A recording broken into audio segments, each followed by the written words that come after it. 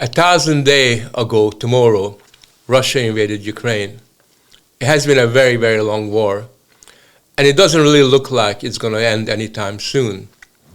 Certainly, the announcement by President Biden that he's going to allow Ukraine to use long-range missiles for the first time against Russia indicates there's almost a desire, a perverse desire, to extend the war, both in time and possibly even in terms of space. Now, why is it that at this particular time, President Biden decided to escalate the war in Ukraine?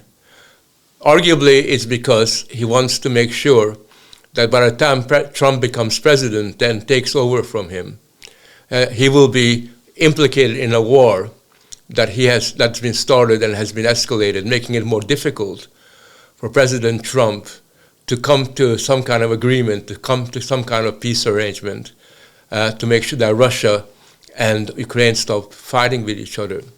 But there's also another reason, I think, why President Biden has done this, and that's because the administration in Washington, and in particular President Biden, are geopolitically illiterate. If you look at their foreign policy over the last 4 years, it's been a foreign policy that's been dominated by the American culture wars. It's been a foreign policy that has promoted the queering of global affairs, a foreign policy that often uses the language of identity politics to get their points across throughout the world.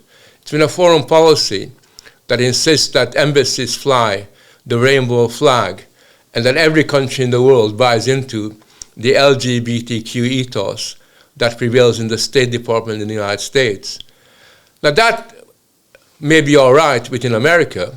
It's one thing, for example, to fight the identity wars within America itself in the domestic sphere.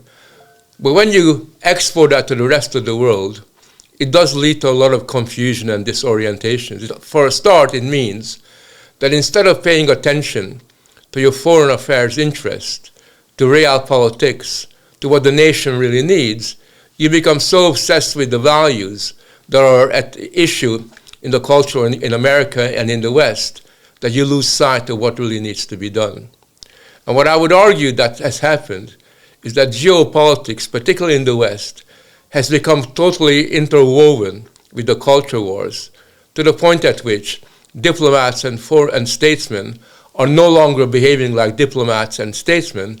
They're behaving like advocates, like social justice warriors, instead of being hard-nosed diplomats and politicians. So basically, for us, the escalation of the war in the Ukraine is important, not only because it makes it even more difficult to arrive at some kind of a peace. It's important for us because it tells us that the world has become a far less safe place than we imagined. The reason why it's far less safe than we would like it to be is because somehow the diplomatic affairs, which used to be run on pragmatic lines, has now become subjected to culture war ideals. And we know that when the culture war ideals prevail and influence behavior, then anything can happen. So watch this space, and hopefully something will happen when Trump becomes president that may lead to a more organized and rational foreign policy which the world badly needs.